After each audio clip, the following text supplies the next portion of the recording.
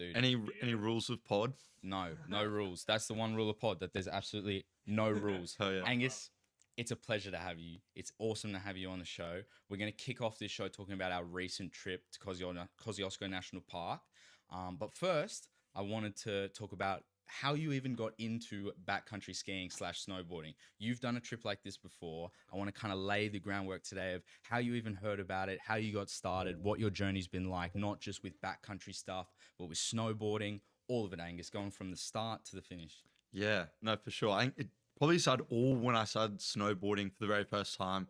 When I was over in the US visiting my uncle from Canada. He's in like Idaho. It's like really rogue state, but it's like this mountain called like Sun Valley, which is like the oldest mountain, like ski mountain in all of the US. It was the first mountain in all of North America to even have a chairlift. So it's like got a lot of history for the ski nerds and the culture behind all the back of it. And backcountry is huge there. Like everybody does it. It's just a big part of general culture. You'll do a few days on the hill, but then everyone's back there. So I kind of started getting into all of the skiing and snowboarding, seeing that as a part of it. And when I came back to Australia and I'd go to Perisher or go to New Zealand, it's just not really a huge component of the snowboard culture over here. So it's kind of like I continued on. I kept loving all my camping through like school and cadets and all these different bits and pieces. It just started to almost seem like a natural thing. Like I love camping, I love going to the snow, I love snowboarding. Why wouldn't I combine them? I think that's something that I think you probably also realized while we went. If you don't like one of those two things, it can be a very average weekend very easily. You're just really cold, you're hiking up a hill for something you don't want to do. It's not necessarily for everyone. Dude, you're so right. There was so many times on that trip where you would face moments of adversity and you're like, oh no, like this is not good and I'm dealing with this for the first time. But that's why I said yes to come on this trip in the first place. The reason I said yes is because when I saw that text message come up my phone and you've described this trip, I was like, oh my goodness, this is going to be a real trot. This is going to be hard. And it made me a bit nervous. And that's why I had to say yes, because I knew I was going to learn something. Like I knew I was going to go and it was going to be an experience, and good, bad, ugly, whatever happened, it was going to be an amazing story. And that's what we'll get into today. Yeah. But before we get into the actual weekend that was 2 weeks ago, I want to talk about the first time you went with your mate, Matt, right? And what the lessons you learned there and how that impacted our trip before we even got in the car. Yeah, so for that one, it was very hard because I'd never done any of this before. So a lot of the gear, was more of, I've got a sleeping bag. Is it going to be warm enough? I've got a tent. Is it going to be able to handle the snow and the wind? I've got a split board, but every time I've used it, I've been with the tour guide or somebody else that knows how to use it. So there's a lot of foreign components.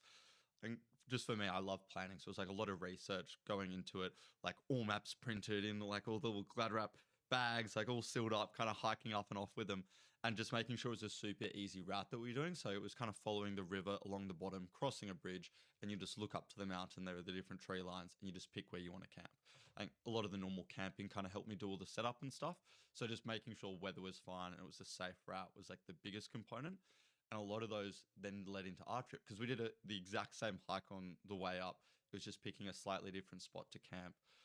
Everything else essentially played into the exact same thing. So yeah, the only difference was just having people who hadn't like skied or snowboarded quite as much of you and Grace. But well, not in backcountry. Not like, in backcountry. Like, because that's the thing. It's a completely different type of skiing. You know, Yeah. I knew it was going to be super different, but I didn't know the ski boots were going to be the same, right? And we'll get on to all of that type of stuff, right? It's a completely different technique that you've got to get down pat, you know? So, and you know, it's one of those things where unless you try it, unless you're actually in there doing it, you have no idea how hard it is. Especially with the 20 or 30 kilos on your bag as well. You're hiking up with so much kit as well that we had things, and you'd see me do it, where it's like, I've snowboarded a lot. Even just on like a little downhill, you'd be like, oh, that's easy. But you lean too far back and you've just got 30 kilos that's already tipping you over. You're gone. Yeah.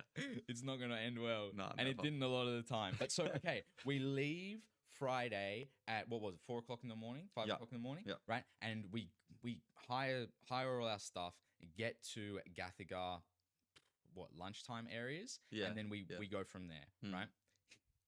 We have this great picture. Before we leave, we've got all the gear laid out on the ground in the car park. I hope you can pull this up, Carl. We've got all the gear laid out in front of us, and it looks like enough gear for 20 people, and there's 3 of us, right? And we got freaking skis on, and I'm like, this is going to be tough. And you and I and Grace, everyone's got a huge pack on, right? Here we go. Get this up for the audience, Carl. We got this huge pack on, and all this excess gear is hanging off us, plus the skis on our feet. pull that up on the full screen so we can see that a bit better. But dude, it's look how much gear there is there. And we're still missing it. My pack's not even in this. I don't think none of our actual. I think yours is the only actual hiking bag which we have in here. Mine's like off out of frame or something. Yeah.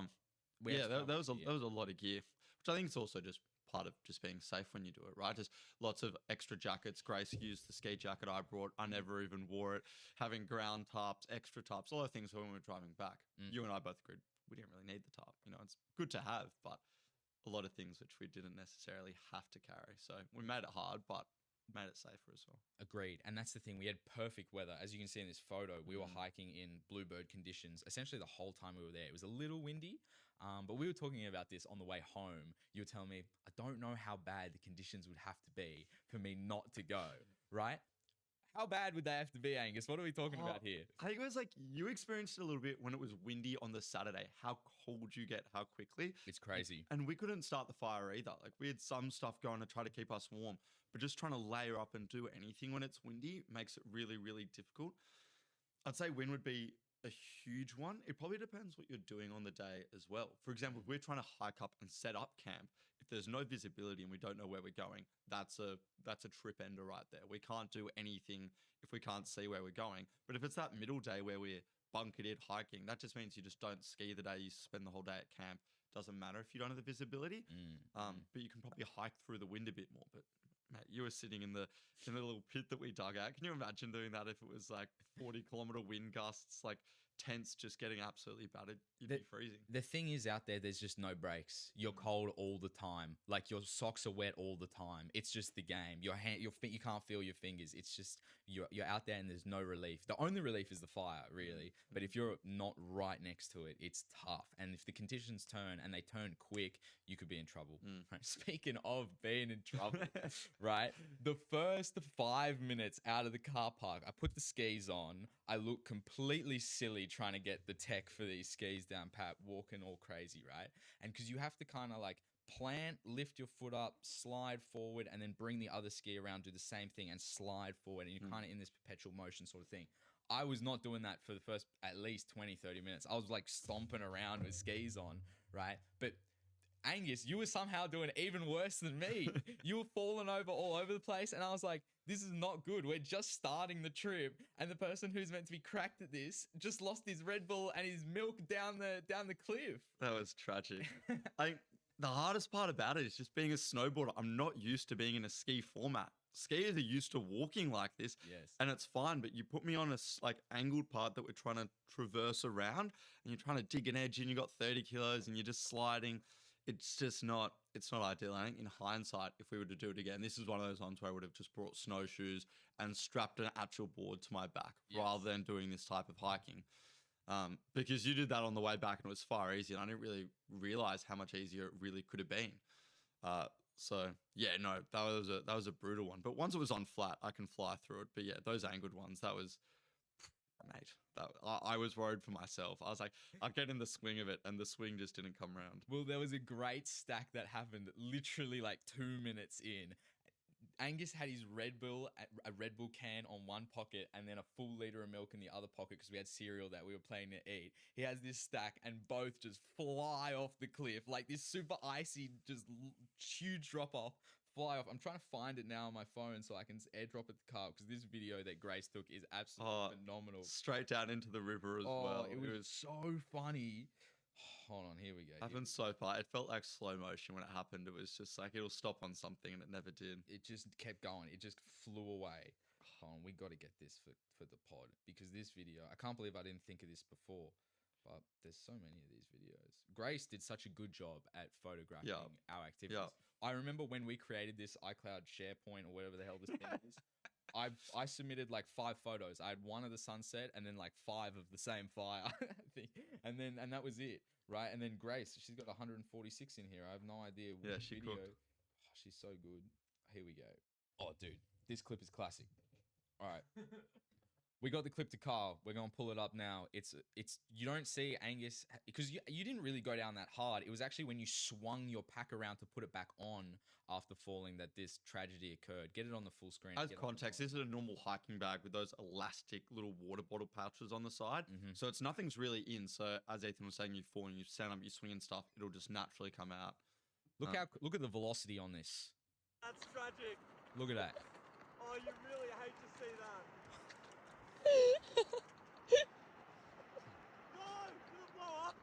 Oh, that's funny as. All right, pause that now. But oh my goodness, that dude. I remember just after this video ends, you say, "I'm gonna go get it." You were convinced. You were like, "I'm literally." I literally looked at you and I was like, "What are you talking about? That thing just flew." And you hear me going, "Did it explode?" I'm like, "I don't think it exploded. I didn't see milk all over a rock or something." I was like, "I reckon I could go get it." But this attitude that you have though speaks to like that determined side of you, right? Like it's like your first instinct when you see something like that happen is like, "Oh, I'm gonna go get it. I can just go get it. It'll be absolutely fine." And that is the same thing that drives you to do these crazy weekends away and all these, crazy endurance, Ironman, marathon stuff that we'll get onto later, right? But I want to keep talking about the trip. So we start. This was literally in the first 5 minutes. We move on from this. The skiing part, I didn't really have a big problem with. I can ski fine, right? I fell over a couple of times because the skis are really weird. They don't lock in at the back, so it's a bit different. But the boots were cutting me up. And early on, I noticed it. And early on, I was like, look, I'll get onto this. I'll get the bandages out, take the boot off. But I was battling hard.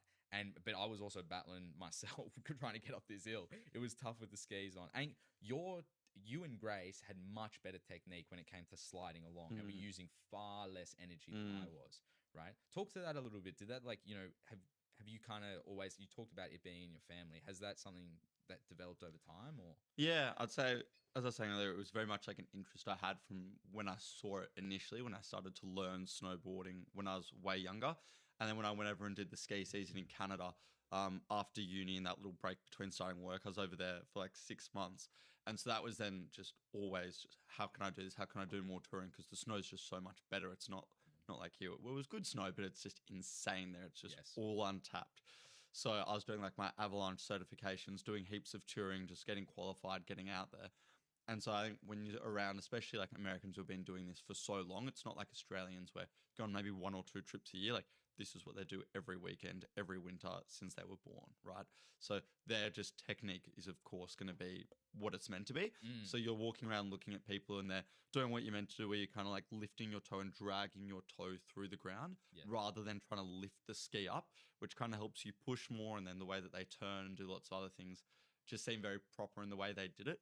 So I'd say I was quite lucky in terms that I was just surrounded by a lot of people with the right form and technique. So you just naturally learn off the right people. Whether if you were to do it in Sydney or like any of these places here, everyone's kind of doing it for the first time. It's just kind of the blind leading the blind. Yeah, well, like actually, that kind of summarizes the trip. No, because it gets better from here. Like, yeah. The first 5 minutes wasn't great, but the only reason we survived was because of you and your experience, right? And because it's tough out there, and not only it's tough when it comes to the navigation and the climate, but when it comes to the like endurance exercise that is backcountry skiing. We only walked/skied like 5-6 kilometers there and like one way, right? But it was a whole day and we were exhausted after, right? It just takes it absolutely out of you. So anyway, we get halfway, right? We get 2.5 Ks in.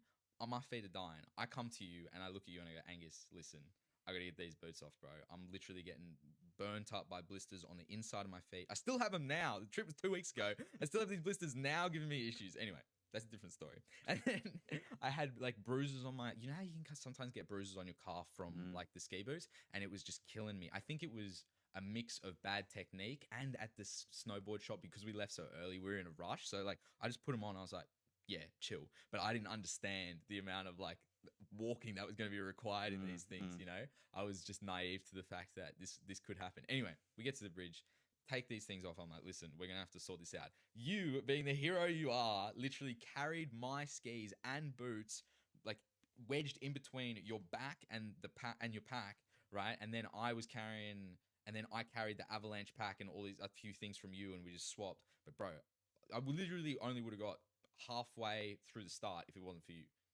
Yeah, I don't know. It's one of those hard ones where these things just happen when you're out there, and this is part of just adapting to it. I've been on enough hiking and camping trips with you to know that you're not just going to pull out over nothing, and you'd kind of raised it a bit earlier, and be like, "Oh, I'm sure about this," and we'd already kind of tried band-aids and other remedies. So the fact that you were still feeling like this, I was like, "Look, we're still going to get there. We'll be fine. We have a bit of time. Just give me this," because like if you had to try to just do with shoes and no snowshoes, you just would have been sinking. Would have been so hard, and I was still feeling pretty good because we'd been going a pretty chill pace on the walk in once we were on the flat. So yeah, not too bad at all. I wouldn't Not stress too it. bad.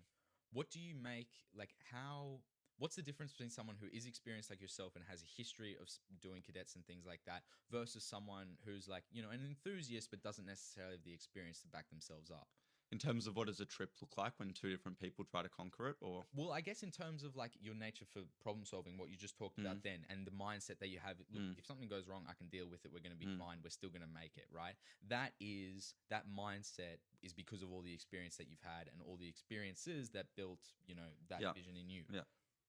What does that necessarily look like in manifestation when we're out there in nature?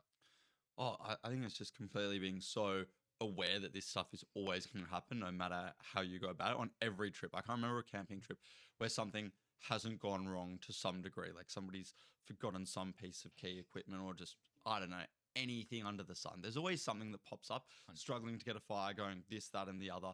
There's always stuff that happens. And we encountered heaps of those, just like battling to get the fire, struggling to get all the firewood. Grace broke both the poles in her tent. So it's essentially just sleeping under an entire sheet for the entire last night.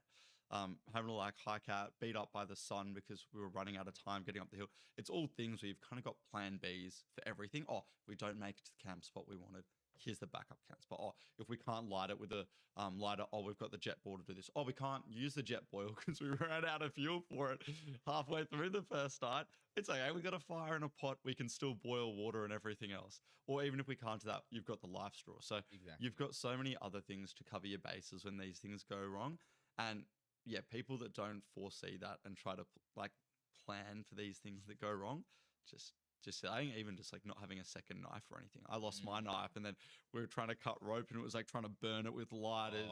And it was just one of those silly ones where it's like, how do we not have a second knife? Like we must. No, it's tough, and you lose things so easily in the snow as well because you put them down, and the next minute they're gone. Not just the Red Bull, everything. It's all gone. I'm telling you, it's flying out of the wazoo. It's all gone. So we hike up this mountain.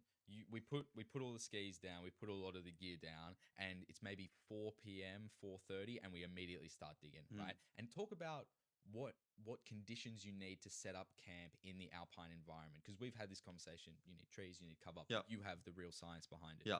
The most important thing is obviously you're camping in snow. So snow melts around temperature and body heat. So when you've got a fire, when you're lying on top of it for 8 or more hours, you're naturally going to melt and kind of go down. So you really want to dig down as far as you can, maybe like 5 centimeters above dirt if you can, so that all your heat is still captured in the ground and you're not transferring that heat into melting snow and like essentially making a big puddle for yourself. So that's the most important thing, and why you like try to dig down whenever you can. There are then like ancillary benefits to it, of course. So by digging down, you're then creating yourself out of the wind. So the pit that we dug was super deep. It was probably 1.5 meters down.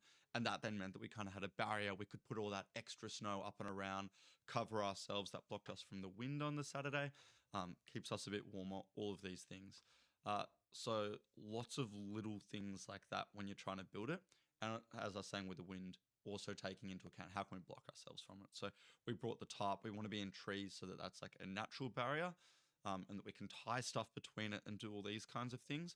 Also just for firewood, right? Like you want to be near it. A lot of people camp on the top of the mountain, but they're just lighting a fire with a jet boil. They're not having an actual warm thing, which would have been very hard for us when we were all quite cold, not being able to sit around a fire. So I'd say the biggest thing is just making sure you can dig down to a level where you're not going to melt yourself into a hole, making sure you can get yourself out of the wind, and then surrounding yourself with enough ability to protect yourself from the wind and any other elements, or creating the fire as well, all pretty important factors. Yeah. Well, let's talk about creating the fire a bit more, because that's an element. On the first day that we were there, you created fire really easily, right? You were able to burn cardboard, get some little kindling going, and like within literally 5 minutes, we had a full raging fire.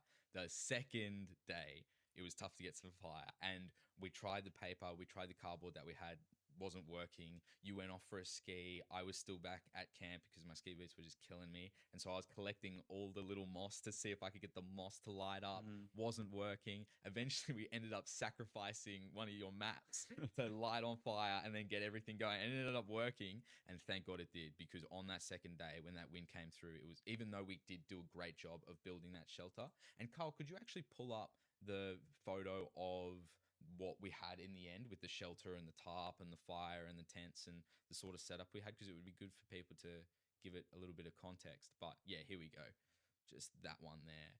And so, yeah, you can see like there's a full snow wall there, a tarp on top, the fires on the inside, and then we're even lower there. So, no, it was a really good setup. And we did a good job. And it didn't take, it was a bit of work when we first got there, and then, a bunch more work the next morning.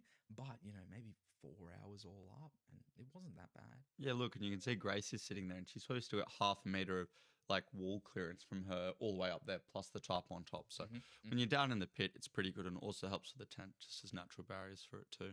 Exactly. But yeah. And if the weather was worse, we're prepared. You know what I mean? Because it's, the wind was coming from that direction. If it's, starts getting white out, we're going to be okay. Yeah. So no, it's all good there. We'll talk about the actual conditions for skiing when we went. Like, because I didn't do much of it, to be honest. I skied that very tiny little bit at the start where I was mostly falling over, and then I skied on the way home, right? Yeah. But talk to me about, you went with Grace on the Saturday out and about doing the real backcountry skiing. What was it like? Yeah, it's always pretty icy in certain spots. So obviously, when you've got the sun on a face, what's that? It's gonna melt some of the snow off, so it makes it more watery. Then as the sun drops overnight, it gets to negative temperatures. That water or slushy snow then freezes. So that's when you get an icy layer. Icy layer sucks to walk on, sucks to ski on. Nothing good about it. And spotting those is really hard in the backcountry because it all glares up and it's hard to spot what's what. So that's probably the biggest thing to be aware of. Like, Grace got stuck on one of those patches. It would have been 30 meters long on like part of a slope and would have taken more than 40 minutes to cross, kind of thing. Because you're just going brick by brick, sliding down, trying to just jam in with poles. It is the worst. Like, it is so defeating being on it. And exactly, and you're just like, just get me there. It's so hard, but it should be so easy. And it's some of that stuff in touring that you just never normally get when you're on a ski mountain, because there's a groomer coming through every night, scraping it off, laying fresh stuff behind it with snow guns and everything. So yeah, there was lots of ice, but there was some good wind-blown stashes. So obviously, if the sun doesn't always get a certain face and the wind blows some of that fresh snow over, you can build up a nice little pile. And there were some really good runs. Those are often down through the trees because, similar to when you camp there, it's a lot of shelter, kind of blocks the sun on it a lot. So yeah, there were some nice runs in there. I'd say, pretty good conditions for Australia generally. But yeah, a lot of the experience is more just camping back there. It's nice going ski runs, but it's because I also like hiking up. I think Grace called it quits pretty quick. I think it's just the hiking just takes it out of you. It's a pretty full-on thing. The rule of thumb's 20 minutes walking up for 1 minute skiing down. So you can imagine it's pretty hard trying to convince someone to walk 2 hours up for a 6-minute ski run at best on not amazing snow either. So no, I hear you. It was a tough sell. And I said no. I was like, no. Yeah, well, you weren't solid, I'm not doing it. Like, it's not worth it. 1 minute for 20 minutes of walking? Come on. Yeah. But I'm happy, and I'm so happy to be camping in there. I'm happy that we're going back later this month, which will be awesome. And I think when I do go back, I'm not going to ski. I'm going to be a utility man. Just load me up. I'm going to be the mule. Yeah. Just load me up with 30, 40 kilos of gear, and I'll just be on foot. It'll be fine. Heck yeah. But I'm looking forward to it. I want Noah to come too. He better show up. But he's got that American harney to be carrying. He does. He's got a lot of gear himself. Listen, we talked about facing adversity with this trip and it being a very tough trip. What was some of the lowest moments for you? The hardest part was probably just the last day hiking back out with so much gear. I was hiking out with, the different gear. So my pack was pretty heavy. So I was probably only like 25 kilos, which isn't a ridiculous amount, but it's heavy for when you're on snow going up the hill and stuff. And then on the way back, I added to it because I had the tarp. I carried that as well. I then also had your skis on top of my bag too. And then I had some other just like random gear, which was like packed in there. Just like an Avi pack was added with extra stuff as well. Like, it was just a really heavy bag. And because the tarp came out so wide and the skis were so high, you just couldn't get through any trees. I'd be ducking and then this hits, then that hits. So I was just falling over. And that really hard part that you talked about when I was falling over at the start, instead of that being at the start of the hike, that was at the very end. So I'm tired because I've been camping in the snow for like 2 nights. I'm coming up with this. I'm like, Stop this, fuck this. And I was just like, I was pretty brutal at that part, but yeah, not too much. Like I enjoy all of this so much that for me, none of it's too bad. And as we were saying, conditions were good. It was a fun time. You were great. So like great to be around. Everyone was like happy the whole time. Nothing really went wrong. So it was pretty easy. I think if we didn't get a fire, that would have been some real adversity. 100%. Yeah, that would have been cozy. It would have been cozy in that tent. Yeah. That's all we would have been doing. Yeah, and not graces, not that collapse shit. No, exactly. As soon as the sun sets, if you don't have fire, you're just inside sleeping in your sleeping bag. Yeah, 100%. Otherwise, you can't even survive out there. Like you just can't. Not with like that was one of my concerns with going on the trip in the first place. I was like, wait a minute, if we get lost, you're just cooked. Like, and you can't get fire going. You don't have the right gear, etc.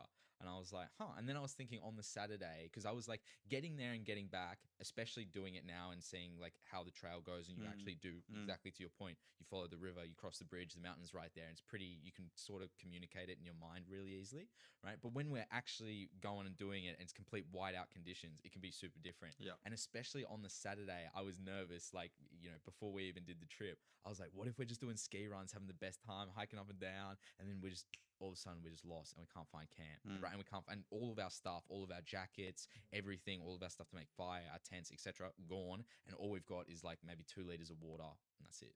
So that's what happens if you go out to Watson's Crag, which is the really, really cool ski face all the way out the back. So you'd see on my map, which we burnt, I had the highlighted ridge that I wanted to go to. So it's called the Western Face. It's where like the North Face, Arc'teryx will take all their best skiers when they do all their backcountry trips. It's like the place. You show people photos of it. Maybe if you could get it up, Kyle, actually. It's called, just go like Watson's Crag in Kosciuszko.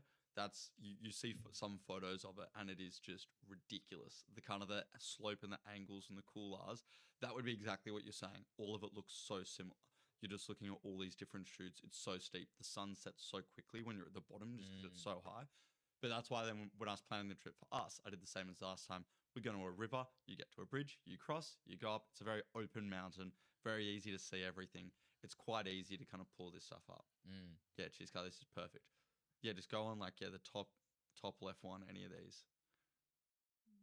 Give it a go, Carl. Get that full screen. Let the audience have a look at that. Oh, here we go.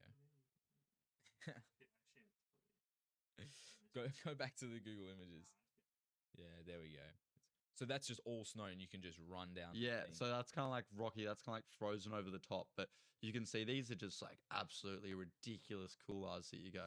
I reckon if you right click and go open image on tab, maybe on that YouTube one, or just click on that and zoom in on that. But that's probably more realistic to what it looks like. Dude, that's insane. Look how steep that thing looks. Yeah, so that's the face. That's the face I wanted to go and ski at. That's a really cool spot. But that's like, we'd be hiking 3 hours from where we were camping just to get there. And that's exactly what you're saying of where you get lost very easily, just because you're all the way out there and all the mountains look the same. That's when you don't have points. But when you got a river and you're facing towards things, it's pretty easy to stay on track. Yeah. And I wasn't super nervous. I wasn't like freaking out or anything. It was just in my mind like, if we get lost, we're cooked. Because that's never been an issue of mine. Like if I'm hiking, I've got all my stuff on my back. I've got heaps of food, heaps of water. Everything's fine. Like even if I get lost and I have to pitch here for the night, it's going to be okay. But when you're out there and all your gear's at a different spot, and that spot is literally just a hole in the ground and it looks like everywhere else, you can get yourself in a little bit of trouble. Especially if you've been having fun all day skiing, whiteout conditions magically hit. As you said, sunset happens fast. So, but anyway, we could talk about the lows, but I don't want to get caught up on that. I want to talk about the highs now. And so, Carl, could you pull up some of those photos that I sent you, just all the other ones, the sunset, the stars, the amazing skiing that we did, the conditions, the landscape, all of it. And for people that don't know, we stayed about halfway up Mount Twynham, which is the third tallest mountain in Australia, right? And so Angus actually told me that. That's just good facts for the pod. So stealing his info. But have a look at this. So hold on, we'll go through these one at a time, Carl. So go back to just this photo. So that's Grace and Angus chilling out. I think that's on the way there. Yeah, no, that's on the way back. The reason why there's no Ethan in this photo is because he was bloody boot packing halfway up the mountain. I remember we'd just gone up this really steep bit that's really hard to do in skis. If you're on shoe, it's fine because it's like just so much easier, but it's really tricky. Anyway, so bloody Ethan yells out from like 200 meters away, "You guys all good?" Like, Yeah. And I keeps walking away. He's like a little hobbit having the time of his life searching for the fucking ring. A great so I was like, fuck this. We're sitting down, we're having a snack. And we parked up for a bit. So that was this one. Dude, that's so good. All right, hit the next one, Carl. You're right, bro. That was so funny. I was being a little menace in those. Yeah, but it's fine. Oh, this is actually where I got myself bloody sick for 2 days post trip. So I drank the water out of this creek because it was running super quick. But yeah, that was a terrible idea.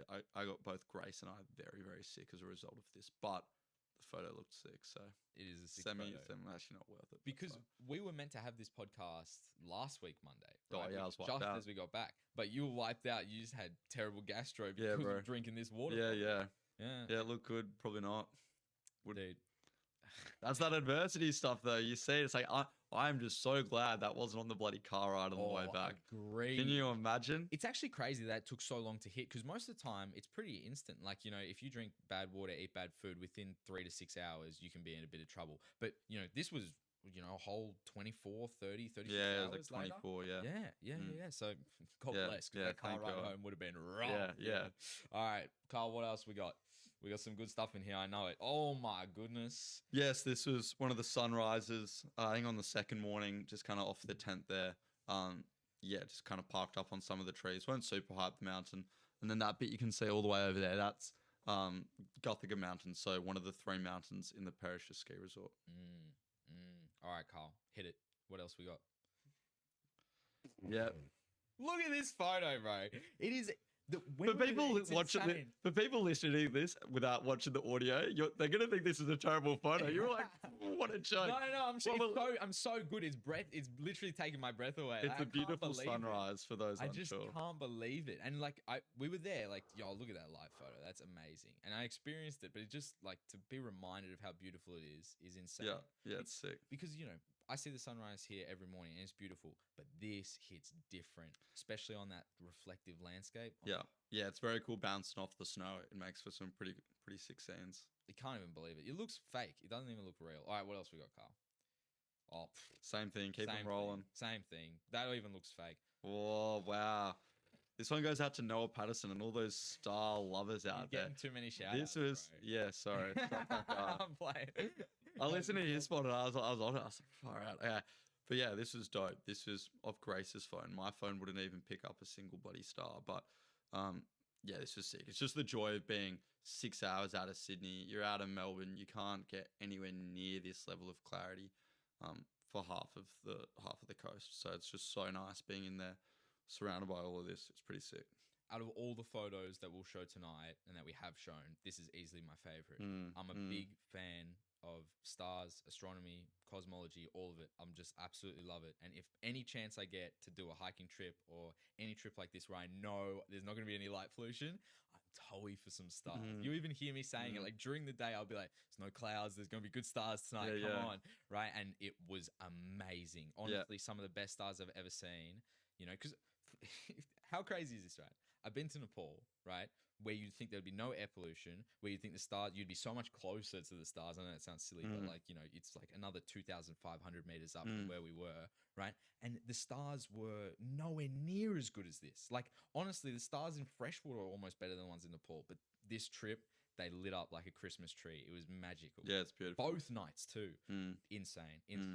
Do you have I know this is a bit cringe maybe, but do you have like a special relationship with the stars? Do they mean anything to you more than just stars, or are they just pretty lights in the sky? Oh, I think as a Christian, it's just beautiful seeing part of God's creation. It's just something so unfathomable how it exists. You can read about it as much as you want, but just trying to understand it's impossible. And there's something about a hidden beauty to the unknown. And I think I see that in the stars. I see that in the ocean, even in fire as well. Just watching a fire is probably very similar for me. But yeah, I just love it. Can't go wrong. No, you definitely can't. Like, because the Bible talks about not worshipping nature, not worshipping the stars, not worshipping the moon, not worshipping those sort of things, and like worshipping God, right? And so I've kind of like, I kind of play in this thing where I'm like, I love the stars and I love the moon, but I don't want to love them too much because you don't want that to become like your thing, you know? Like you don't you want to be able to admire nature because you're a Christian too. You want to be able to admire nature and without necessarily like worshiping it in a way and understanding that like, you know, it's not necessarily creation isn't the master. It's God. Yeah. Right? Like that's how I kind of see it. But it's hard when you see things like this. This is Well, insane. I say this is his canvas and he's using the brush to paint it kind of thing. So 100%. I say this through the eyes of the creator. But yeah, one of the many. What else do we have, Carl? Well said. All right. Oh yeah, this is Well, this could be. This is when we're going there, I reckon. Oh wow, this is one of my favorite little things. I really hope everyone sees a photo of this. This is our Kook/Jerry 101, Ethan Harry.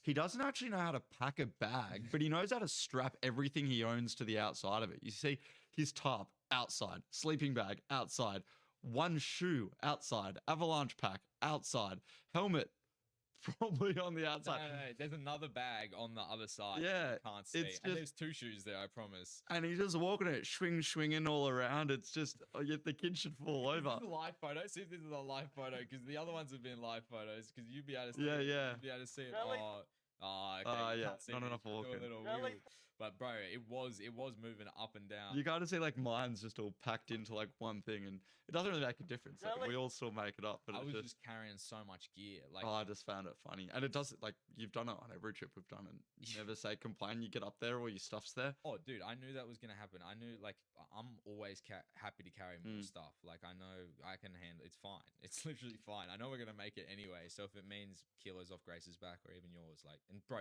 you pay me back in miles. You carried my skis after this. Yeah. Right. And then what's funny is you carried my skis, and then I think you put the avalanche pack on my pack, which meant I was carrying even more stuff swinging around. Oh, it was a funny trip, and it was so good. Like, most people never even consider doing something like this, going backcountry skiing. It's such a like scary proposition, especially if you don't know someone like yourself who's so experienced, right? Do you think people kind of like miss out on these amazing experiences in nature because they're kind of like scared to take that step, or what do you think it is? It's hard to tell. It's such a niche group of people that like some of these activities in terms of what I said earlier about needing to love hiking, loving skiing or snowboarding, and then also just financially, like it's not a cheap thing to get into. Even just hiring the gear, we were lucky. We had all the sleeping bag, tents, everything else. To hire the skis was still, what was it, $290 for the touring skis and boots and everything. And then we had to like get poles and all the other gear and getting down. Like it wasn't a cheap thing if you had to hire or buy all the stuff. So I'd just say there's like a very high barrier to entry for some of these kind of activities. And I'd say this is one. We're both very lucky where we do so much hiking that we've already got a lot of this equipment.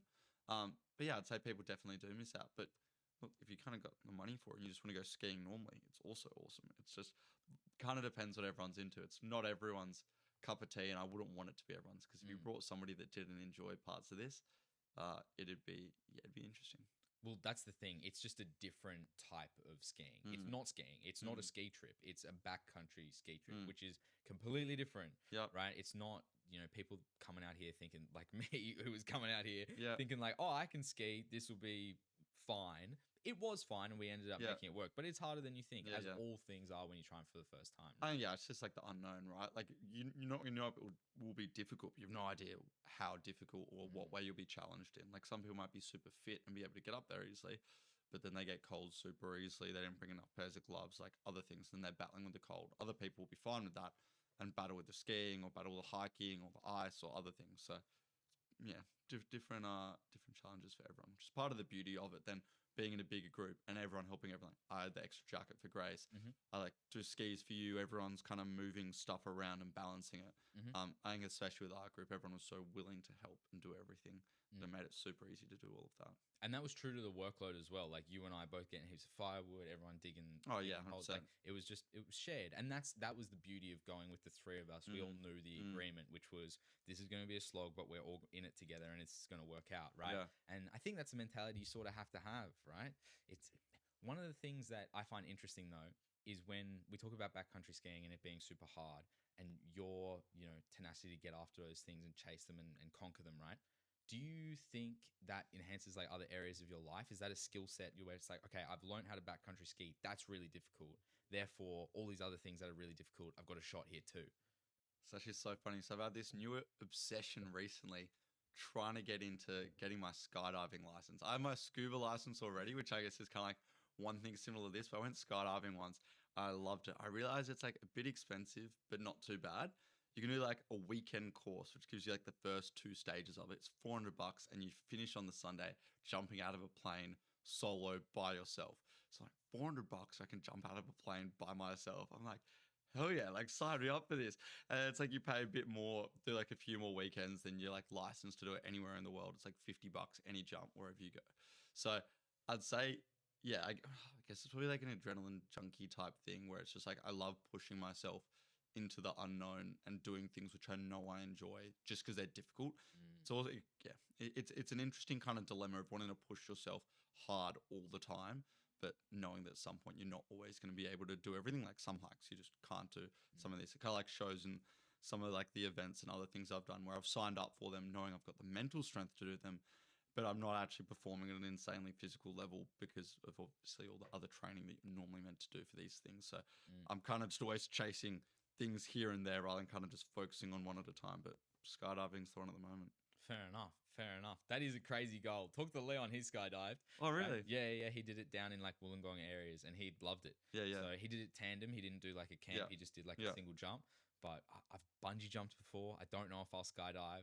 I've got things to do on land right now. You know, I don't need to be up there just yet. Yeah. But so your passion for skydiving is the new thing now. But something that was not that long ago is you completing a whole bunch of endurance events simultaneously, you know, in the like space of 3 months, right? Yeah. I think it was first one I knocked off was Canberra Marathon. After that, I then went into doing the Port Macquarie half Ironman. After that, I then had the UTA 100, which is a 100-kilometer ultra run in the Blue Mountains. So 4,000 meters elevation of that, thousands in the last 10K. Brutal. That took me like 19 hours or something to do. It was a slog. After that, then had an event called Red Bull Race the Sun, which was a 346K ultra relay in a team of 6 trying to run from the Gold Coast down to a place in northern New South Wales within the 24 hours to beat the sunrise. So to do that, you had to run each kilometer at a sub 4-minute 10 pace. And there were like individual segments that people had to do and all this. So that was ridiculous. Managed to do that as well. There's just so much kind of always going on with all these things. I just love it so much. I'm doing most of them again next year. All like marathon doing again. Want to do it quicker. Want to do sub 3. Ironman gone. Don't know why I did that. Don't like cycling. Don't like swimming. Really shouldn't have signed up for it in the first place. But then Red Bull, we got invited back, so we'll be doing that one again as well. So super keen to knock some of those big ones off. How'd you start? How'd I get into it all in the first place? Probably my dad, to be honest. Dad's done these UTA 100, I think 7 times, all in pretty ridiculous times, even when we were younger kids doing all of that. I remember going to his races, being support crew for him when I was little. It was really cool, really inspiring, something I never thought I'd be able to do. Then probably about early last year, like March, April, just kind of got super driven. I was like, yeah, I reckon if I like sign up for it and I train, I should be able to do it. And that kind of like then manifested into also wanting to do the Ironman and just like other kind of training things and just kind of like signing up for a lot of events very quickly, doing all of these. But yeah, I've always kind of done lots of sports growing up. So it wasn't a huge shock going into focusing on something else. It'd always been CrossFit or gym or running or just some other hobby. It was now just focusing more of this energy on one thing and then working towards that. But yeah, loved it. Where does your drive come from? Oh, I guess it's just one of those things that some people have and some people don't, just in life, what they're trying to get after. For me, I'm always so intrigued about just seeing how far I can push it. If you told me 5 years ago I would have done the like 100K or would have done half Ironman or even like the Red Bull one and some of these things that I've been doing, I wouldn't have really thought that's something I would have been capable of. So now it's just, where does it stop? Like, how far can I go where it's just going to end at some point? And I'm also then very pushed. I see like Eddie Bell doing ridiculous bike rides. One of my friends, he just like knocked off a 200K bike ride the other week. I got other friends like Mitch Wheels doing full Ironman just like all the time, flying through and just seeing so many cool people doing such awesome things. And I'm just like, yeah, that's really cool. I wonder if I can do this or what about this? And just inspires me to do more. So I think through seeing other people who I'm like good friends with, I've kind of like seen that they've kind of like started in a similar way to what I did and what they can now do, kind of inspires me to like push after and drive for what they're doing too. So yeah, a lot of competitive spirit behind it as well. You talked about when does this end? How far am I going to push myself? What's next for you, and how far does this go? Yeah, the next one for me now is trying to do high rocks. So I haven't done it before, but that's like it's essentially like a mix of like CrossFit workout stations and then running. So you do a station 1K run, station 1K run, 8 stations, 8K of running. A pro time's considered like sub an hour. I think I did a lot of CrossFit before. I'm pretty good at running. I think if I put enough effort into it, I could easily do a sub hour. So I'd try to do the one down in Melbourne, which is in November, December this year, and do that super competitively. That's the new one I'm pushing to. Kind of coming off injuries, rested up. We'll be like building back the load back up for that. After that, going for sub 3 hour marathon. So that's 4-minute 15 pace running through the whole thing. So that'll be the next goal. And then it will be doing the UTA race again, the 100K, doing that in under 12 hours. So shaving 7 hours off my time from last time. And then doing the Red Bull race, same team, quicker time overall. So yeah, it'll be big, but that'll be by this time next year, hopefully, for all of those. So we'll see how it goes. Damn, that's an intense schedule. Yeah, I find it so exciting. Like I find it quite hard to keep working on doing stuff when I don't have something next. So for me, it's really exciting having something next to work towards, especially in some of these team events as well, where it's training with people. So has this, I know this sounds so cliche, but has this taught you to like learn, not to learn, but to appreciate the journey and not just the destination? Because the actual, like, is training for 100-kilometer run more fun like that, waking up, chasing a goal? Am I even going to be able to make this happen? Dialing in all the different areas of your life to achieve this one thing, right? Is that actually better and more rewarding than the finish line? For me, no. I love the finish line, but I think it's because the finish line represents the journey. For some of these events, like the 100, it's not just doing a 5K park run. This is something that a lot of people don't even finish. Like it's got a 15% fail rate for all runners. So it's like, and these are really good runners that are doing it as well. So it's a difficult thing just to finish, which you need to train for. So I appreciate, why am I waking up like early to do this run? Why am I running when it's raining?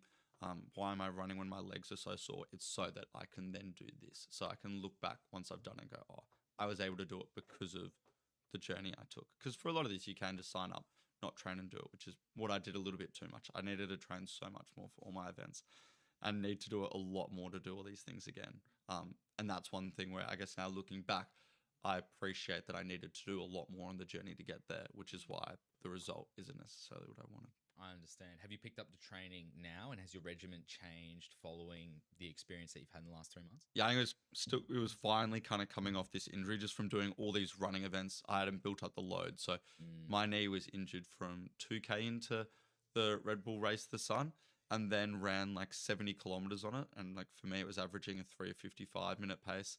There was a 20K trail bit I did with a mate just together, the whole thing. So that's ridiculous. And that's like you said that quickly, but people won't comprehend how hard that must be. Yeah. Like 4-minute pace, quicker than a 4-minute pace on a bum knee, 70 kilometers. It's ridiculous. Broken up, like some parts I'm only running 500 meters at a time. So it's super short bits, cycling that round in a team. But yeah, like it's a ridiculous amount of pain to be in for that long. And coming off that, it was then just going, I just need to stop, recover, went to the physio, and now really slowly building the load up. Because since I've now finally got time between events, it's not just, I want to go out and do like 50Ks of running this week. It's like, no, let's do like 5K runs this week. Then next week, sub one of those 5s out for a 10 and build up slowly, just trying to be so much more sensible. Because I think you'd probably realize from the gym as well, the second you get injured, it just pauses everything. You just see progress kind of slowly drain away. It's really just, how can I do this in a smart way and build up properly? And that's going to then allow me to do all these things. I look at all the professionals and they don't really get injured by overuse issues. And that's because they kind of build up. So that's something I haven't been doing in the past that I'm really trying to focus on. I think, like, you know, people don't do endurance exercises, in my opinion, for 2 reasons, right? One is they can't be bothered. They're hard to do, right? Building up fitness is hard. But second is, which is one of the reasons that I don't necessarily like endurance exercise, is that it's repetitive and sometimes people find it boring. I know you don't find it boring. We've talked about this before. Tell me about your mindset going into some of these huge runs, Ironmans, etc. I think just in your own head, you go through so many phases. For a lot of runners, they'll realize that if they're running a 5 or maybe like a 10K and above, you could be feeling great at 5K, terrible at 7K, and go back to feeling great again at 9K. It all just comes and goes. So it's dealing with your mental state throughout that. For trail runs, you're always looking at where your feet are going. For an Ironman, you're looking at cyclists going past. What do I want to do? And like drop behind, save this gap, do lots of different things there. For relay runs, think about how can we manage other people's injuries, do all this kind of thing when you're running through. There's so much other stuff going that I never find my mind blank or pause. And there's so much drive to get to the end that I can just kind of like think. I'm quite happy to be in my own thoughts for a lot of it. So yeah, for me, I don't find it repetitive. And yeah, I think I'm quite lucky in that aspect. Well, that's the thing. There's an art to it, right? When it comes to improvising on the spot, to managing your mindset on the 33rd kilometer, right? You just got to, that's the art of what you're doing, right? And I think that's one of the things that I don't necessarily like about it, is because I feel like it's repetitive and things like that. I can't find the art in it. But I think that's just because it's a setting thing. It's because I'm not willing to like necessarily push myself past that gap. And then there's this like, it's a mindset. It's like an art in the way that you control your mindset too, because it's very different to a sport like, let's say, soccer, right? Where a lot of people can see the artistic side of that, right? But with running, especially just like classic marathon running, right? It's very, some people would say it's one dimensional, right? But there's a whole different side that's going on in your head, right? You have to battle yourself as you're going and doing these crazy 100-kilometer races. Like it's the art of conquering your own will and your own soul. And that's the thing that I didn't find the same kick when I was playing rugby or doing other sports necessarily, having to really beat yourself to get over these mental barriers in your head. Just so much of this comes down to like sheer willpower and mental grit, which I think I've got enough of to be able to push through a lot of these events that other people with similar levels of training really wouldn't be able to. Probably means I should just train more and rely a lot less on that and then just be quicker. But yeah, it's just something I really enjoy kind of doing, the mental side of it. I think a lot of those benefits spill over into other things, whether it's work, relationships, other things, just being able to kind of push through and like see some of the there's a sunny side to all of it. Like you just got to cross the mountain and you get there. You said when it came to that mindset that you either have it or you don't. Do you think that was kind of developed in you young and you've kind of always had it? Like as you were growing up, it just kind of stuck with you? Or do you think like literally genetically you're just built different? I reckon it has to be somewhat to how you're raised, like how your parents do it, how in school you're doing activities. But then there is just a natural thing of, I love doing cadets. I love doing so many different things that put me in an environment where I was pushing myself. And when you're constantly pushing yourself, you're taught to then overcome these things. And then you might like that or you might not. For me, I really enjoyed the phase of kind of overcoming that part. So I'd say it's really just that positioning of yourself in your childhood and how you go through things and how you, whether you like it or not. So I guess maybe that is the genetic part of enjoying it or not. But it is your childhood and your upbringing that allows you to experience and really grow into that. And obviously, the more you do it, the better you get at it. Therefore, when you start younger in life, it's probably a bit easier as you get older to really challenge with some of these things. It's interesting because you think about the nature and the nurture conversation, right? When it comes to like, let's take backcountry skiing for an example, right? You've got family history in backcountry skiing, right? But then it's also something that you've been raised and you've like taken to, as you said, you've got a history of cadets. This has been something that you've always been interested in. So it's kind of like I think about it in the same way that it's kind of both. It has to be both, right? You're definitely raised in an environment where like they fostered these things and like you were taught young about like backcountry skiing and you started young and you've had experience, etc. But I genuinely think there has to be like some form of like genetic memory where like your grandparents were doing this type of stuff in the US and now that's in you somehow via like, I don't know how it works. We probably don't necessarily know how genetic memory works, but like I wonder if that's it. I wonder if a little bit of that risk-taking behavior, a little bit of that edge that you have is actually from them. Everyone's coded in their own way, right? And that's exactly what you're saying. When you are experienced and open up to enough different opportunities, you're going to naturally bite onto things here and there. Who knows where it comes from? But yeah, I'm very lucky that all the things I do, I just enjoy. Unfortunately, so many of them are bloody expensive hobbies. I wish skiing was a hell of a lot cheaper. But I guess that's also what got me into the backcountry. Like it was just a cheap, fun way to get out there, do what I loved, combine everything together, really. No, it's good to hear. And it's so awesome that we get to, you work a pretty intense job, as do I, and we get to do amazing things like this on the weekend. It's absolutely insane, and we're so lucky to be able to do so. But it takes a lot of work on the back end, planning all this type of stuff, being organized, having work-life balance, keeping yourself as fit as you do to do these crazy events, to do weekends away like this, how do you find the time? How do you manage your time? It's a really hard one. I'd say it's really, I'm really at the grips of work with how it comes. Like on a project, if it's super busy, I'm not necessarily going to be able to control the hours I work to an extent. I can try to manage them as well as I want. But I think at the end of the day, it just kind of comes down to a priorities game. Often I normally find that that'll either come at risk of my physical health in terms of I'm like running less, I'm going to the gym less, I'm doing that kind of stuff, or seeing my friends less. A lot of that just kind of comes down to working a lot, being busy, kind of a bit burnt out by the time it comes to the weekend. But I often find just doing everything in the morning as much as I can has been the way to do it with work. Nobody schedules a work meeting with you at 7 a.m., maybe at 8 a.m., but very unlikely. People throw a meeting in your diary for 6, 7, 8 p.m. No one cares. Yep. So I find just doing gym in the morning, run in the morning, making sure I'm going for like a run with a friend or doing other activities with people in the morning like that is the best way to do it. And then also just trying to find activities on the weekend that are going to help me feel better generally if I'm going out, not staying out super late, not drinking a lot, just making sure that I can wake up the next day and still feel recharged and okay. I find it's the best way I naturally deal with it, but definitely still a lot to learn. I look at a lot of other people and what they do. A lot of other people lead very, very busy lives as well. So I don't think there's a right way to solve it. I'm definitely not very close to it at the moment, but yeah, a tricky one to balance. No, definitely tricky. It's the question that everyone wants to solve, the productivity dilemma that they face in their own lives. Like everyone can feel the weight of their own responsibilities for their future self, for their present self, for their needs to be met right now, potentially the needs of their family. It's like it weighs on everybody. And I feel like now it's kind of worse than ever. There's so much that you have to do. There's so much that you have to be tapped into, switched onto. And that creates so many other issues too. Do you feel like you work an intense job, you have an intense life? Does that breed anxiety in you, or and you have a way to like deal with that, or are you just not an anxious person? Yeah, I'd say it's such a mental approach for this. I think I've never been a particularly anxious person, so I can't speak to a lot, but I find that I try to really channel this in a very productive way as much as I can. I really, really like being busy. I like having things on in weeknights, in the morning, having a full calendar, seeing people. I can't sit at home for even just a Saturday or a Sunday not really doing anything, even if it's like little admin tasks. I'm not a huge fan of that. So appreciating being busy and just kind of combining it all in as much as I can, I just enjoy. So I think it's also just a mental approach for a lot of it. I find for myself, I enjoy like battling and just feeling like I'm about to fall and I need to catch myself and I need to learn. I need to do all these different things. I really enjoy being in that space for periods of time, maybe not super extended periods, but definitely like for a month or so, really going through and pushing myself.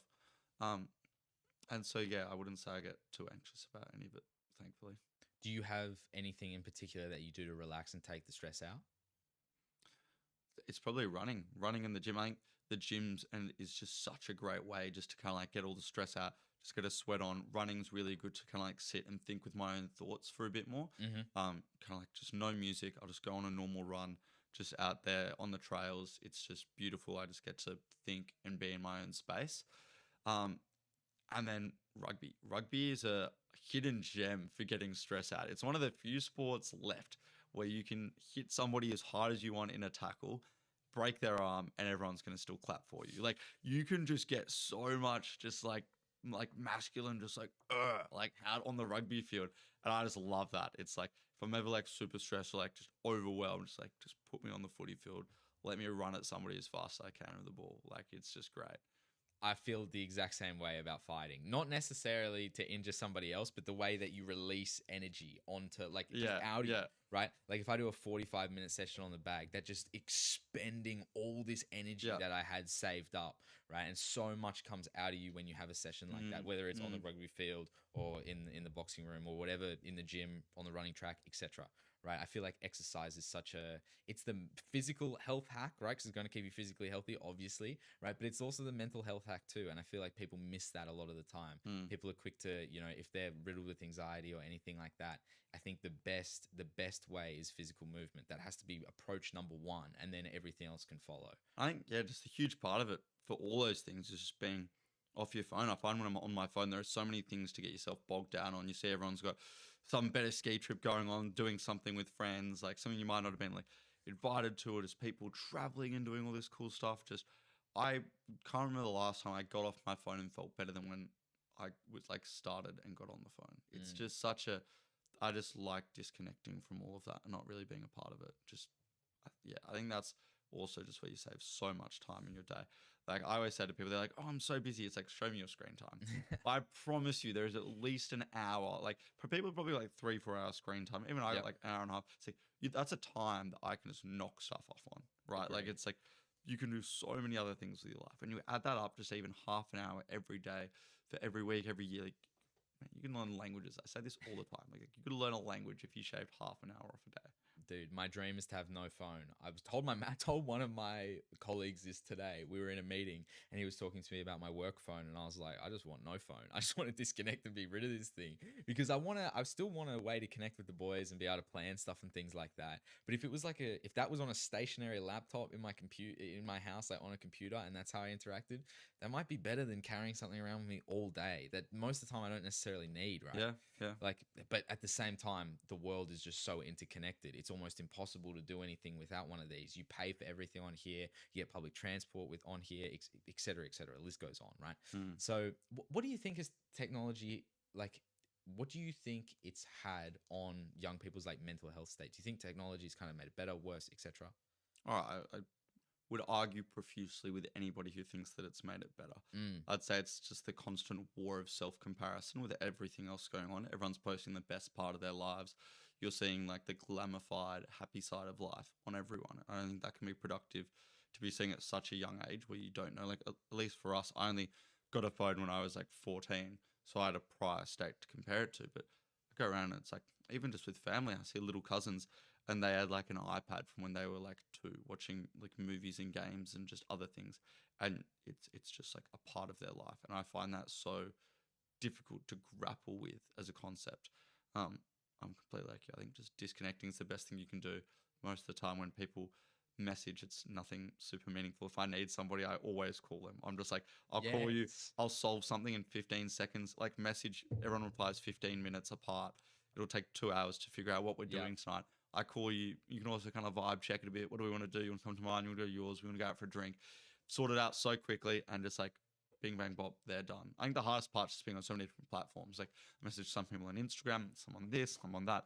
So I'm almost forced to still have all these things. But similar to you, it's like, if I could just have normal iMessages, everyone messages me on there. It's like, can't do them scroll on that. Can't do all this on that. Like, I don't really need it. Instagram posts might be like once every month. This is what I'm doing. If you want to see it, say it. Other than that, couldn't care less. That's the thing I'm trying to do. I'm trying to take all those like messenger contacts and Instagram DMs and just move them, all the ones that I want, or move them all onto iMessage so I can centralize that stuff. shit. Yeah, exactly. Like even on Instagram, I don't have the app. I have to go to the Safari, and bro, it takes 10 minutes to load up a message, right? And most of the time, it's just the Noah send me a meme or something. Like it's silly, but you know, I think when it comes to the social media, when it comes to technology, when it comes to phones and things like that, do you have any like you talked about it sort of being a mindset thing where you kind of switch these things off and try not to waste your time on it and focus on other things?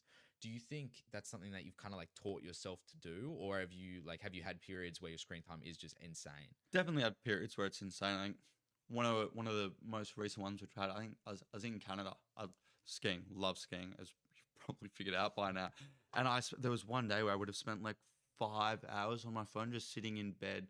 Just like I was like bit like I had gone out the night before, so I was a bit tired. And I just like sat on my phone from what would have been like 10 a.m. to like 3 p.m. Got down, got them food. And left. I'm like, I would pay so much money on any other day when I was in Australia to go out skiing. I'm in the snow and I'm just like, what have I accomplished? And that was a big one where I could look around and see other people just in everyday life doing things. I'm like, I don't want to do that. I don't want to be more like that person. So I'm just going to do the opposite of what they do, which for me is just putting the phone down.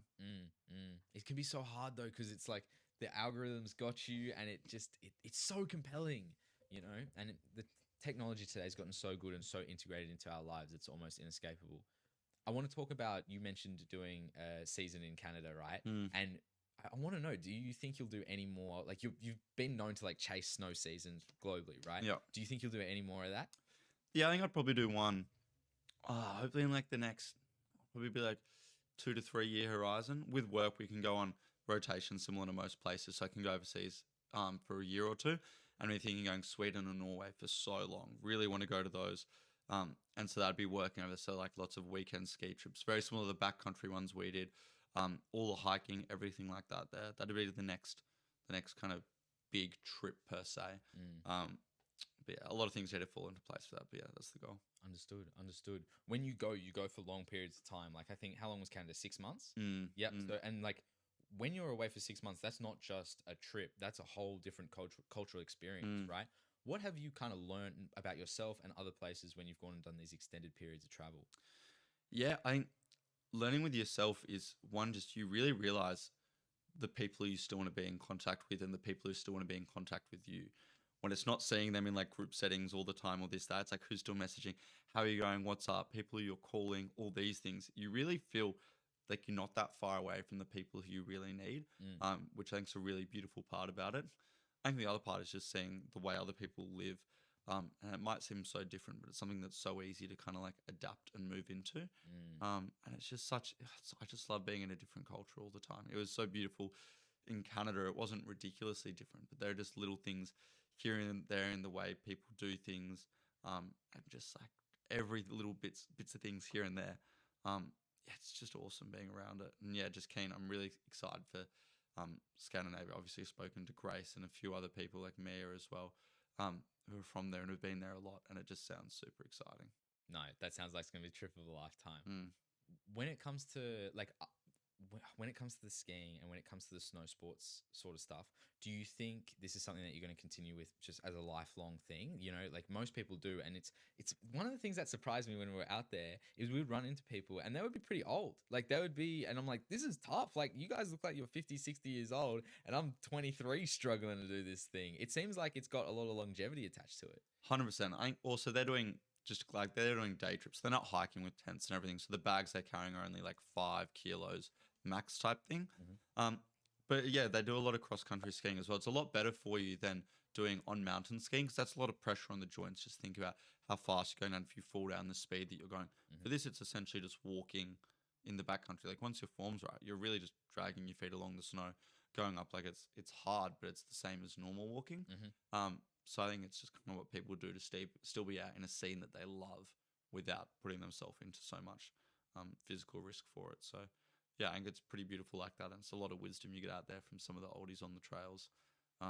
Yeah, for sure. We talked to a lot of them and they had really good tips for us, right? Yeah, 100%. Yeah, no, it's really good. And I think that's one of the best things about trying something new for the first time, like I was doing. You get to get a glimpse into that world. You get to like talk to the people that do this every, like as you said, you know, twice a year, 3 times a year, every weekend, whatever their schedule may be. And they've got all the gear, the setup, and they're really immersed. And it's like, whoa. And I'm like, this is probably how I am with my stuff, you know, with my MMA, with my fishing, whatever I'm doing, right? Yeah. So it's, you know, it's interesting and awesome to be like welcomed into a community and have friends like you to take me on amazing new experiences like this. So dude, thank you. I appreciate it.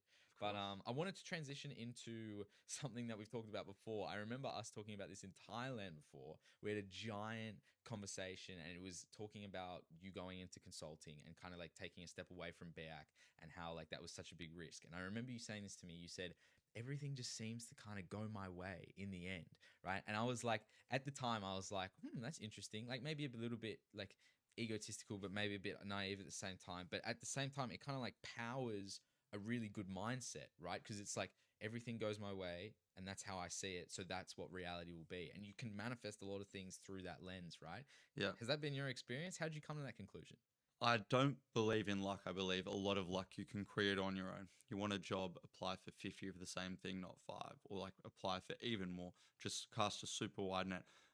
Same with so many things. It's just if you try hard enough for a lot of things, you can get it. A lot of it is general willpower. Some of the running things, didn't think I'd be able to do it. Train, you get there, you can do it. Like just consistently, I've done things which I didn't think I'd be able to do, as now shown in kind of like this fitness era. But like as you're saying, going into consulting, stepping away of like the safety of the BAC net, more of a guaranteed job, and the process of going through all of that into doing something that I thought I'd like a lot more, that was super competitive at the time. And I think, yeah, it was just speaking to lots of people, doing lots of different things, and you just like people have gone through the recruitment process or aware of like how difficult it can be at times, and it's stressful. But yeah, I think if you just work consistently, a lot of things you can create. And if the door shuts now, there's a way to open it later. A lot of these things, it's you might fail now, but that's not a fail all over. It's like a speed bump. Get back to it later. Something else, and that can really bloody suck in the short term. Like that can be so hard. If that didn't go right, that would have been let's do another job. Maybe kind of go back to the other reserve operator like KPMG. Do like 3 years there, then go transition back into an entry level consulting role. But it's just kind of being open to that and just kind of working for it. And I'd say that kind of goes back to the drive where some people have it and some don't. And when you do, I think it's very obvious compared to some of those that don't. I know some people who were doing that recruitment thing and applied for like 5 or 6 jobs. It's like, wow. I applied for like 50 out the whole Excel tracker. I knew everything. I was doing practice interviews with everybody who I could find. I was having coffee catch-ups with whoever. Things like that where I think there's definitely a level of you work hard enough and somebody will kind of see it eventually. And that's also the joy of the BAC program of how well we were kind of like raised and trained for all the interviewing prep and all the other work. Like by getting into that, it's then setting yourself up for something else. So there's a lot of steps to then saying, oh, I'm just going to go launch into this consulting thing. It was do well at school, get into the right uni degree, do really well in the uni degree, do all the right like kind of like things throughout there. Like sure, stuff ups were made, but kind of progressing upwards consistently. And it still seems to be working out. So I don't know. Hopefully it maintains. Let's see. Yeah. I hope so too. Yeah. You talk about this really logistically, which I think is awesome, but I think this conversation is also inherently spiritual as well. You know, like when we're talking about mindset and your outlook on the world, right? You have to like, you know, religion, and I know you're a Christian man. I think that has to play into that lens as well. What part has religion and your own spiritual journey had on that side of your life? Yeah, I'd say being a Christian, there's a huge component of trust that there is a plan that you're not able to see. There's a greater being at control, opening doors, closing them, and you're just walking through the maze and you're not really sure what's on the side of this or that. You just know where you're going. And there's an inherent beauty to that. And I think it's just trusting that as long as you kind of act in the right way and it just working yourself forward, that God sees this and continues to do and work wonders for you in that way. It's one that I think is quite interesting, but nothing ridiculous to talk on the topic. Do you battle with like? 'Cause I battle with these sort of things all the time, like sort of the clashings in mindset when you talk about, you know, like there's a plan that we cannot see, and I completely agree with that. God's plan for our lives is what we act out, and that's a matter of both destiny and, you know, his plan, right?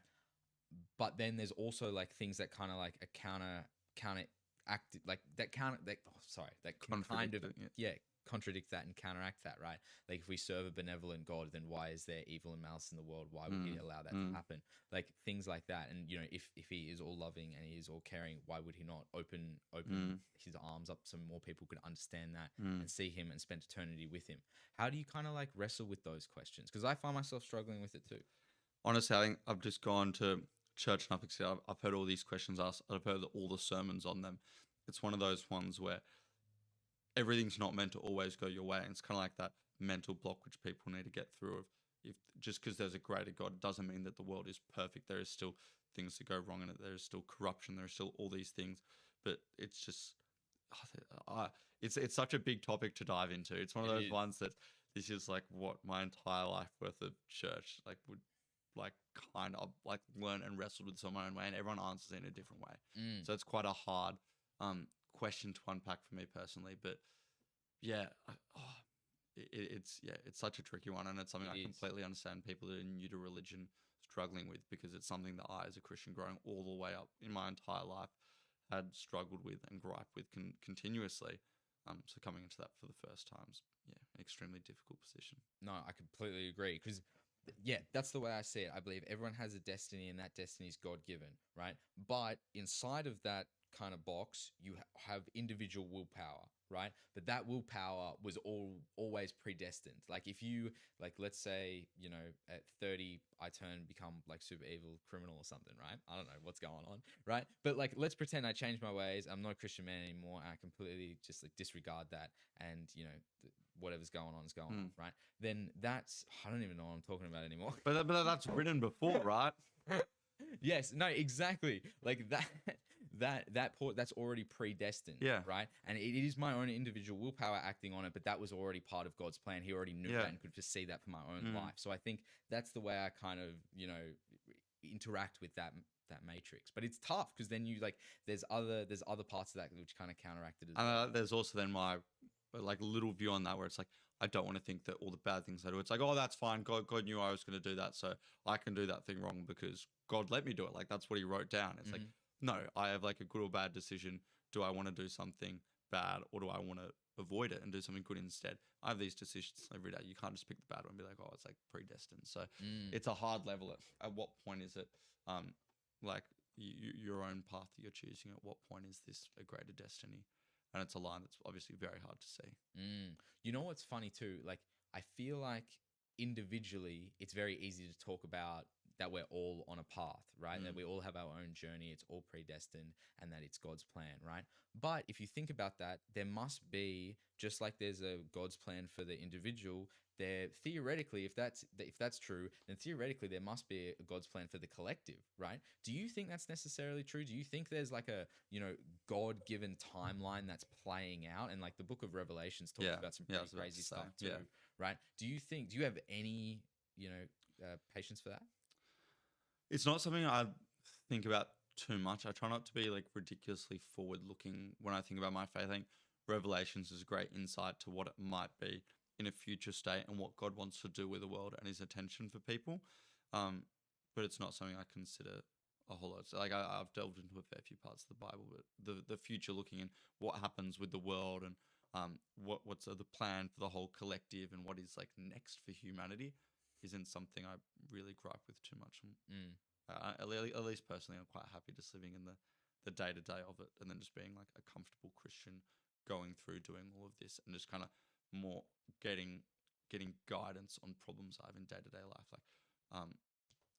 Like I don't know, you've got things like drinking, going out with friends on the weekend. At what level is this not what God intended for people to do? At what level am I like abusing this kind of like ability to do things?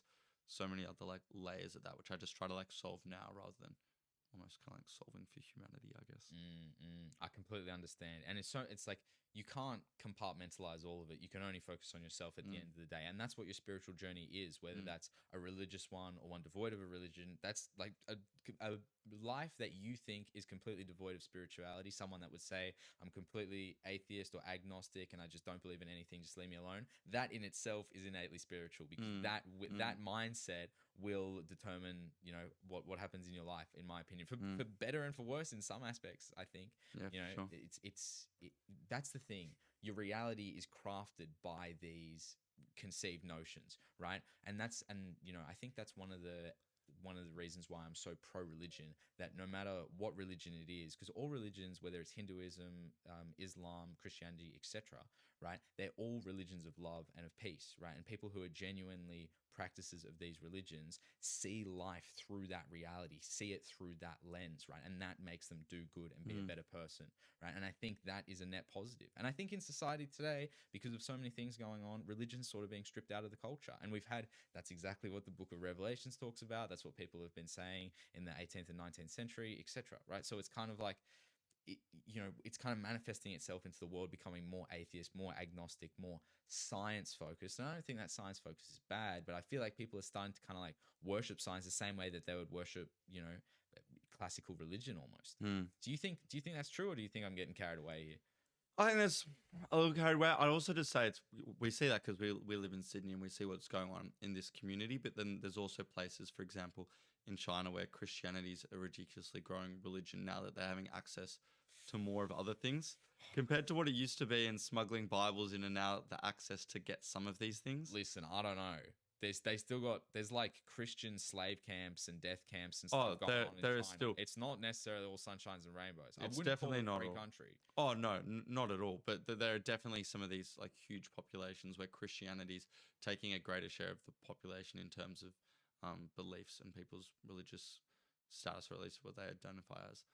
But yeah, definitely in Western culture across, particularly North America, and Australia, there's the decrease in Christianity at the moment.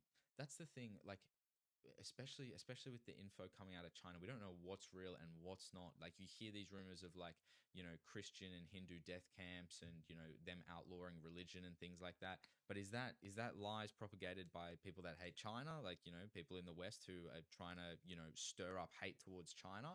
Or is this legitimate terrible things that the CCP is doing? We're shutting up and silencing these people and making sure that they're devoid of religion so they go along with the communist agenda or whatever they're trying to do, right? And you got both sides of the spectrum. You're like, oh, what's going on over here? Are they like, is Christianity growing in developing countries like never before? Yes, but on the other hand, we're also being told that these people are being silenced, locked up, and potentially killed over their beliefs, right? So you're like, what's going on here, right? And that's the thing about the CCP. We don't know any of the information is coming out of there is real. And we were talking about this on an earlier episode. Sorry, I'm always on the CCP. I don't know why, but we saw this on an earlier episode where there's conspiracy theories about all the data that comes out of China, even down to their population numbers. There's articles saying that like, that 1.4 billion or whatever they claim to have is not true. They lost a bunch of people in COVID. They have a bunch of these ghost cities that no one occupies, and their population's only like, 300, 400 mil, which is insane. Like, that's insane statements, right? And I'm not saying it's true, but it's very interesting that we even have to question this, that the data that we've been given, right, from the Chinese Communist Party is just like, we don't know what's real and what's not. Bro, who the fuck's counting all these people, bro? 1.4 billion. Like, honestly, it's like how many babies you have. No, I don't know. There's genuine birth records and death records, and there's ways to actually, put this stuff in statistical algorithms and stuff. Yeah, no, but they won't release the real figures. But here's the thing. I reckon they know how many are going each year, how many are coming each year. But if you don't know that middle number, I don't know. Like, what stage in record keeping did people start going, this is because there's easily a thing where it's just like, townspeople have things. This is actually an interesting one. You know how there's like the 3 cities in the world where people technically live for so much longer? Okay. Where it's like there's one in Italy, and it's like everyone there, like the average like age is an extra like 15 years higher than like neighboring things. There was like an economics episode on it, like from Freakonomics, a very popular one, especially across the US. And they were going through it, and a lot of it was just came down to record keeping. The record keeping would be done by one person for births and deaths, and it was people changing their own ages once they got to a certain point, just because there wasn't a record. Like somebody would just be like, yeah, I am this age, and so that would then kind of get written, or just other things, and it's all just kind of like done blindly. So there's a lot of places where you can kind of get away with some of this shit. Wow, that's insane. Well, even like we have conversations on this podcast about all things going on in geopolitics, right? And all things energy and AI and things like that. And you've got China doing DeepSeek and these thorium reactors and things like that. We don't even know if any of that's real, right? We don't know if they even do. They talk about having like these special, like more advanced nuclear reactors and things like that, which run on a different source. But we don't, like, we see these photos and things. They talk about having coal plants, which are completely powered by AI. They have autonomous trucks and forklifts, and there's no humans involved. And that's like, we see in articles like this all the time. We don't know if it's real. It might all be fake. They might be, they might have a really small population, really struggling economically. None of their GDP figures are real. They're all boosted, and they manipulate their currency like nothing else. So we're like, is what we're being sold here just complete fake lie? Or is this even our own news and the West spinning this to make us hate them more? There was even just some funny one. There was some Indian AI company that Meta had a stake in. So proper people, there was private equity money in as well from like Blackstone and Carlyle, like some of the big companies. And it was meant to be like, oh, you could like draw and sketch like an image, and it would kind of like create it into like a slide design or something like that. Came out, it was fucking bullshit. It was they had like all these Indian programmers behind the back doing it all manually and making it seem like it was an AI request happening. And they got like so much crowdfunding, as I said, like from all these big PE firms and Meta. What? And it all was just nothing. So it's if firms can trick some of like the biggest companies in the world with it, like that's just like some random guy pulling up this like fake sheet behind everyone. It's like, yeah, government's a whole different thing. I don't partake in a lot of that personally, in terms of, I think the governments have our best interests generally at heart, and I reckon it's all pretty fair play, but that could be just extremely naive. Fair. I think a lot of people, especially in the Australian government, I don't know if yeah, they probably do have a best interest at heart, I would say. Like in the Australian government, in the US government, I don't think that's true. US government, honestly, I'd love to be part of their politics just to learn some more. Like, can you imagine how cool it would be just being president and you can just see all the stuff that's like locked up in the Pentagon, all these things, like these secrets, like, are there aliens? Are there not? Like, just tell me all the shit, bro. Like, there'd be so much info, which you'd just be like, give it to me. Like, there's just so much stuff behind closed doors around there. Same in Australia, there's probably a bit hidden around here and there as well. And you hear bits of it come out. But, mate, to hear some of those stories. Well, the best is the leaks, right? Yeah. Like, you think about Snowden in 2013 and then Julian Assange in 2016. I might be getting those mixed up, but they released a bunch of files on the CIA spying on people, the Five Eyes program, which included Australia and New Zealand, like, all this ridiculous, like, malware security, more privacy sort of restrictions that they were enforcing, like, through all these different national, like, organizations like the NSA, the CIA, FBI, etc. And they just leaked all this information, and then it was free on the internet, and everyone was like, what the hell's going on, right? And I think there's, like, to be in there and to see all the files and to see all the aliens and the Jeffrey Epstein stuff and all that stuff, it would be great. But at the same time, like, we already sort of know. Like, we already know. Like, they're talking about release of Jeffrey Epstein files. We know he was a pedophile that was doing, like, honeypot missions for Mossad, the CIA, getting blackmail on all these important people, like people in the royal family, prime ministers of Israel, presidents of America. All this, we know. We already know who's on that list. They're talking about release the list. We already know people on the list. We know Bill Gates was on there. We know all these people, right? And it's like, and you're going to get the files, and are you really going to be surprised if you keep up with this stuff? If you know how the sort of system works, especially in America, it's kind of like this. You take it at face value. Yeah, written in the stars. Yeah, and you can see it. You can see it when Trump talks now. He knows he's in the files. He knows that's something that he's done wrong that he doesn't want to get released, and they're trying to keep it on the hush, right? Mm. You don't really follow politics too much, and I know you don't want to get too involved deep down this rabbit hole, but you also have a job that relies on you understanding geopolitical movements and the economics of the world, right? How do you balance that? I'd say our job doesn't rely on politics to a significant extent. I'd say if it was like in trading or investment banking, far more so. But when it's very client orientated, say you're working for, say, like a grocery company, say for example a Woolworths, the political constraints around that, it's quite easy to keep on top of. Like it's in the AFR, it's very easily publicized things.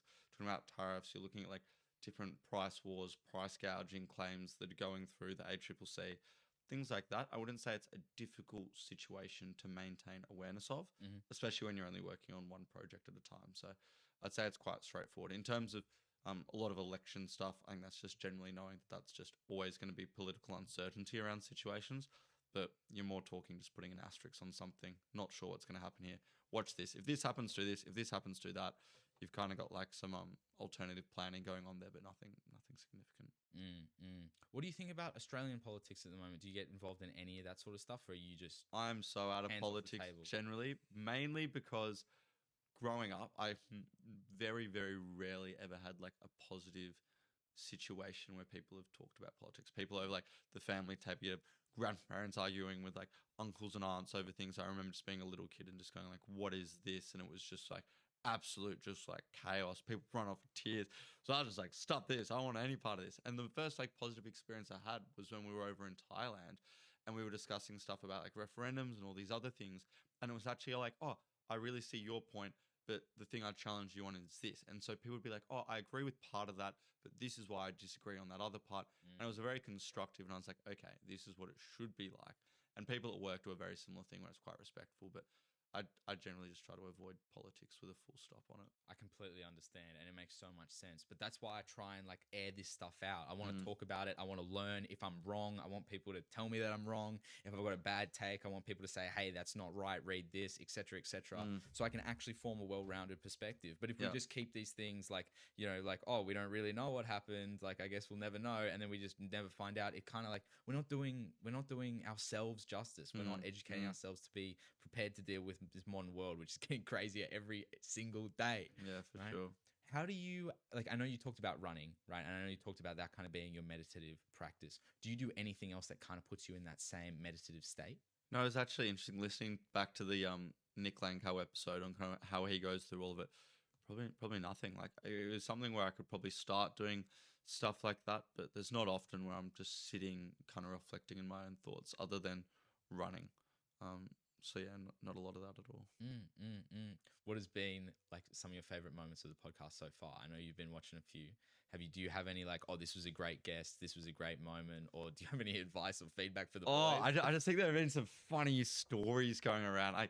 I haven't listened to all of them. I'm still making my way through it. Because for some of the guests who I'm like not familiar with, I like to like actually be paying attention rather than having it on in the background. Yep.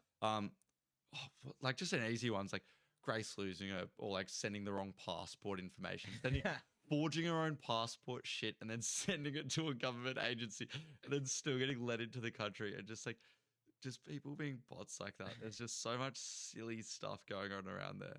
Everyone's got a story to tell, and that's why this show's so powerful, because we could talk for hours about just crazy things that have happened, right? Oh yeah, I reckon those are some of the funniest to listen to because it's just kind of takes some of the heat out of the situations and some of the talk. So I think it's good to, at least when it's kind of structured, you have like one kind of like proper brick about this or that, but then making it like lighthearted throughout. I reckon, especially like longer podcasts definitely makes it very listenable. For sure. All right, we'll end on this, and I don't know how long it'll go. This might be a big conversation. Oh, yeah, okay, hit me. But we've got Adam coming on the show tomorrow, right? Is there anything that you want to ask him by virtue of telling me now? Is there anything you want to know about Adam? Wow. This is crazy. So for context to people listening to this, when they haven't heard to the Adam episode before, Adam also went to university with us, and he was one of my closer mates from the cohort there. I'm trying to think. He's got so many things which I don't think anybody knows about him. Like he's quite a well kept secret in many regards. I'm trying to think of what interesting things he'd have. I think Adam almost like is the opposite to you in a way. Like in the same way that he's quite reserved and he's a well kept secret, as you say. You're an open book and you're very expressive. Right? Like that duality between you two, do you think it makes you closer friends? I don't know. I think it can be one of those ones where I can think we're great friends just because I've told him everything, but then I kind of look back and I'm like, oh shit, I actually like, I need to ask you about these things. Like I need to push him a lot more to actually get what I want out of him. Not get what I want out, but like to understand him on a similar level in terms of if I'm talking about like people I'm seeing, or like dates I've been on, or just stuff I'm doing on the weekend. You got to warm him up. He'll be like, oh yeah, I'm playing golf. And then it's like, oh, I'm playing golf with like, I don't know, like some famous person or like the head of like some schools, but like, or just like, it's just like, oh, well, like, why didn't you lead with that? Like he'll hide it behind you, kind of like got to double click on anything to get like a story out. And it's hard to know what to double click on because sometimes you open it up, you're like, fuck, that was boring. I was like, I wish I didn't hear that. And some you're like, oh, heck yeah, that's like dope. It's like spoons. You got to tell us that shit earlier. Dude, well, there's going to be a lot of double clicking tomorrow. I tell you that much. Angus, you've been a pleasure to be on the show. Thank you very much. Cheers, mate. And thanks, everyone. See you next time.